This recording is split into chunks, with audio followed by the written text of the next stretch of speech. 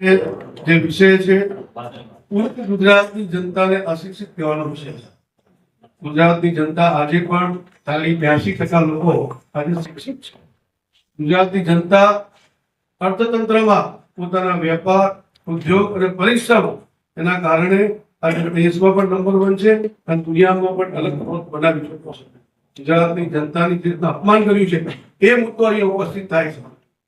જનતાએ કોંગ્રેસને વારંવાર નકારી છે, તો એનો અર્થ એ નથી થતો કે જનતા મૂર્ખ છે. એનો અર્થ એ છે કે તમારી નીતિઓ અને તમારી દાનત બંનેમાં ખોટ છે. ખડગેજીએ જે ગુજરાતીઓના અભણને કહી રહ્યા છે તે ગુજરાતીઓનું ગુજરાત આજે દેશના વિકાસનું ગ્રોથ એન્જિન છે. જે ભારતની કુલ જીડીપીમાં 8%થી વધુનું નોંધપાત્ર યોગદાન આપી રહ્યું છે.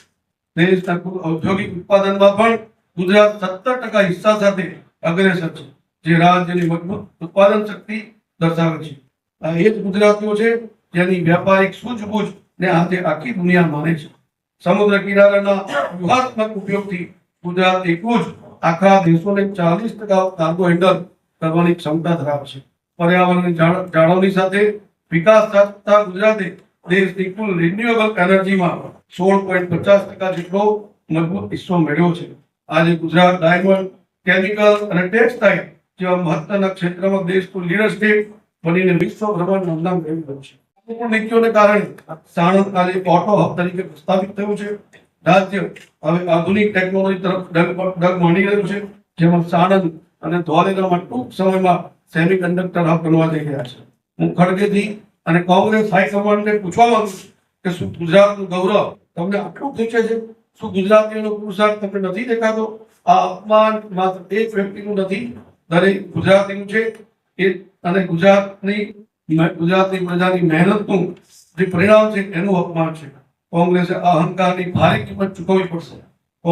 ગુજરાતીઓ હંમેશા દેશ માટે કામ કર્યું છે અને આગળ પણ કરતા રહેશે, પરંતુ અપમાનનો જવાબ પણ ગુજરાતીઓ ખૂબ જ મજબૂતીથી આપશે.